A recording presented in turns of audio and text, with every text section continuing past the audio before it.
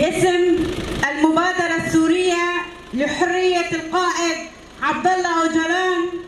بداية أعزي جميع الأهالي الذين تضرروا في هذا الزلزال من حلب إلى شهبة وإلى باكور كردستان وإلى جميع الأمم التي تضامنت مع الشعوب. 15/2/1999 حيث بدأت المؤامرة الدولية على قائد الشعوب القائد عبد الله أوجلان بتكاتف جميع الدول الإمبريالية، الدول المهيمنة التي أرادت الوقوف أمام إرادة الشعوب بجسد القائد عبد الله أوجلان. 25 عاما دام أمد المؤامرة على القائد عبد الله أوجلان، وتتالت المؤامرات على الشعب الكردي وجميع الشعوب التي آمنت بفلسفة القائد. نحن اليوم ما زلنا ندرك أن المؤامرة التي حلت بجسد القائد عبد الله أوجلان أرادت أولا بإطاحة القائد والوقوف أمام مشروع الشعوب والإطاحة بمشروع حزب العمال الكردستاني وكل من آمن به. ولكن هيهات إرادة القائد في جزيرة إمرالي ورغم كل العزل المشددة عليه فقد كل الحدود وفقد كل البلدان والعالم بفكر وفلسفة نيرة أرادها القائد فلسفة حضارية لكل الشعوب الشرق أوسطية والعالم، حيث تخطى فكره جميع المحيطات وكسرت جميع الجدران في جزيرة إمرالي في الزنزانة الانفرادية التي لا يقوى عليها شخص عادي. ولكن إرادة القائد عبد الله أوجلان ما زلنا نستمد منها القوة والأسرار من أجل متابعة النضال والمقاومة. الدول المهيمنة، الدول الرأسمالية التي أرادت بإطاحة المشروع بفكر وفلسفة القائد عبد الله أوجلان تريد الوقوف أمام حريات الشعوب، تريد أن تصدر لنا الحروب والأسلحة. ولكن القائد درس وتعمق كيفية الشرق الأوسط والعالم وطرح مواضيعا فلسفية وعلمية وبيئية ساندت البيئة والطبيعة والمرأة والطفل والإنسان بشكل عام. فهذه الدول تريد فقط كبس المال، لا تريد الحريات، لا تريد السلام، شعارها الديمقراطية، ولكن هي تتمثل بأعلى قوى من الدكتاتورية التي تصدرها وتتدخل في شؤون الشعوب باسم الديمقراطيات. المؤامرة دام أمدها ربع قرن وما زالت المؤامرة على القائد عبد الله أوجلان وعلى الشعوب التي تريد الحرية والعدالة والمساواة. كان القائد يريد أن يحرر الأكراد من الاستعباد، ولكن نرى اليوم فكر وفلسفة القائد فقد كل المفاهيم الدقيقة وتحولت إمرالي إلى منارة يستطيع بها كل المفكرين، كل القراء، كل الحضاريين الذين يريدون السلام، الذين يريدون بناء الحريات والديمقراطيات على أعلى مستوى. نرى اليوم كيف العالم يتضامن لحرية القائد ويندد بأفعال الحكومة الفاشية، الحكومة التركية، الحكومة التي يترأسها المجرم أردوغان. ونرى كيف الصمت الدولي من كل مكان، كل الدول الإمبريالية التي تريد الإحاطة بمشروع الأمة الديمقراطية التي أطلقه القائد. منظمات حقوق الإنسان، نحن كشعوب لم نعد نثق بمنظمات حقوق الإنسان، لجنة مناهضة التعذيب، على أي أساس بنيت؟ أين دور هذه المنظمات؟ لجنة مناهضة التعذيب CBT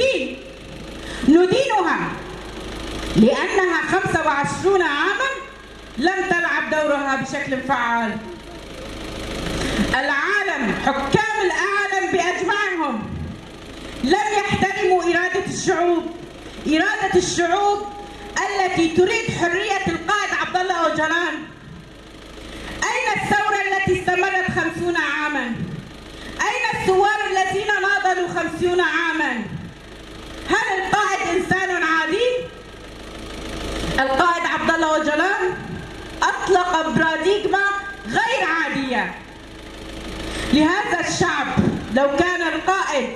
يريد النفاذ بجسده فقط لكان اليوم حرا، وامتلك من كل أماكن العالم المال والبناء والأموال، ولكن القائد رفض كل هذا رغم كل الضغوطات من قبل الحكومة التركية. أرادت بإطاحة إرادة هذا الشعب بكل الوسائل ولكن لم تستطيع. حاربت الجيريلا في الجبال، حاربت الكردستانيون في 4 مناطق كردستان، حاربت مريدين القائد في كل أنحاء العالم، حاربت المرأة لأن القائد حرر فكرها في باريس وفي كل أنحاء العالم. نحن ضحايا الاستبداد، ضحايا الدكتاتوريات، ضحايا الهيمنة الرأسمالية التي طرح القائد حلولها. لن يكون هناك حلا في الشرق الأوسط والعالم ما دامت القضية الكردية عالقة وما دام جسد القائد محتجز مختطف في أمرين. إنها العملية الاستخباراتية للقرن العشرين كما قال القائد عبد الله أوجلان. أرادوا بإطاحته لكي ينهوا هذا الشعب، فهي مثل اللعبة التي وضعوا الضحية أمام الأسد في الحلبة الرومانية لكي ينهوا ويبيدوا هذا الشعب. ونرى اليوم 25 عاما وسلسلة المؤامرات ما زالت مستمرة، والاستهدافات ما زالت مستمرة من جبال قنديل وحتى شمال وشرق سوريا وحتى عفرين وجنديرس. وكل هذه الزلازل والكوارث من صنع الاستبداد التركي الذي يحيكه أردوغان في سراديب الظلام. نحن نندد ونستنكر على هذه الجريمة، على هذه العملية الاختطافية التي قامت فيها الدول الإمبريالية، ونحذر هذه الدول من ظلم التاريخ عليهم، فهم دخلوا مزابل التاريخ من أوسع أبوابها بهذه الجريمة. نحن كشعب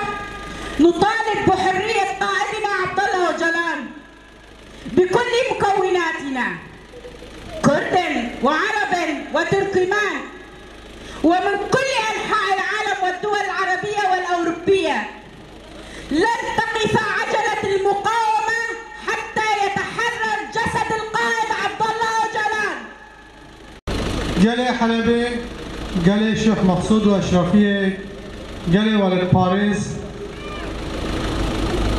اف رجع پانزه تباخه ام لعنت و شرمزار دکن اف روجک رشه جبومه اف روجک طاریه لسر انساناتیه لسر حمی گلال گله می ولد پاریز و ذاتی اف کسی جیانا خوش دست دان به دما تالیه دا چل شیخ مقصود چل عفرینه چل باکور کردستانه ام جوارا دبیجن سر وان صاغبه سر گل عفرینه صاغبه سر گل کرد و عرب صاغبه و همش کسی بریندار را شفایت دخوازن گلن ولاد پارز هند زانن اف دولت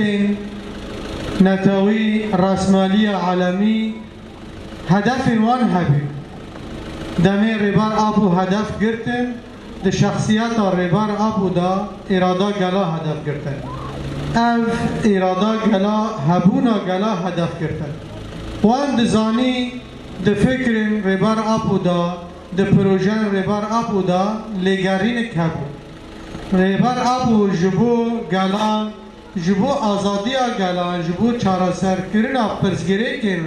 روجلات ناوی ریبار آبو فکراندن خون پر کور هبین و ذاتی دتاویه دا ریبار آبو پروژان اتاو دموکراتیک آبا کرد جبر ویجی ریبار آبو پر علاقتن چه کربونیان تنابر حرکت و ریبار آبو اب دولت داگرکر سر کردستان ریبار آبو پروژه خوابو جبو کانه به چارسری که آبا بکه دنابر دهندر گل کردستان دا گو هم کردستان خوین تیدا تنه به آبا بکن جبر ویجی اف تشتا خطر بی لسر رسمالی العالمیه اف افکار ریبار آبو فلسفه ریبار آبو و حرکت آزادی کردستان دا اف افکار خو جبو آزادی کردستان و رجالات ناوین دا آبا بکه وکهویه و چارسریه و شر را بجوله اف وانا پر خطر لسر کده خیره و حتی روژی ای روژی هندزانه تمی تجرید لسر ریبار آبو گرانتر دبه و زیدتر دبه خیره جبو کانم برجواندین خوب پیک بینن یعنی وانا وقتی ریبار آبو گردن گون همه ریبار آبو حرکت جهردو خود بکن حرکت تنف بیر ریبار آبو وره تصفیه کرن تنظورات چیر بن جبر انو کارم برجواندین خوب کار بینن خیره دمی گل کرد عرب ترک فارس به هفدرا براتیش یان بکه اف دولت رسمالی نکان مشروع خود پیک بینن خطر لسر وان حتی نهاجی ریبار آبو زندان دای لسر خود خطر دبینن جبر وی تجدید گران دکن مامانی امجی بارا ده بیجن ریبار آبو ده زندان دا بی فلسفه او فلسفه جی ارو همی گل خودی لدر دکن گل کرد عرب همی گل خودی لدر کفن و او همیام هیجی او کسی دبین ام خودیه کردستان خود دی روش ببه مشهورن ای پروژه ریبار آبوش قرار اساس بگیرن همی گل خودی در کردن خیره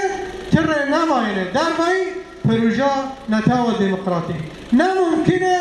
پرزگیری که روجالات ناوین پرزگیری که کردستان گل کرد گل عرب حل به دونی هبینا ریبار آبو دونی پروژه ریبار آبو جبروه آزادی ریبار آبو ام آزادی همی گلا بینن ام آزادی خود بینن یعنی تصویب کرده فلسفه ریبار آبو در روجالات ناوین دا در کردستان دا ام آزادیش بو گلا ام جی دبیجن جه دولت داگرکر سر کردستانه و جا او کسی دست وان بخوین ریبار آبو گردن ده 15 طباقه دا ام جوارا دبیجن سالا 25 جگرتنا ریبار آبو ای به سالا شکاندنا زندانا شکاندنا او جین کافر و نواران او جی ایوان شکاندن و امه به سروک آبو را آزاد جیان بکن و هم دبین به سروک جیان نابه به سروک جیان نابه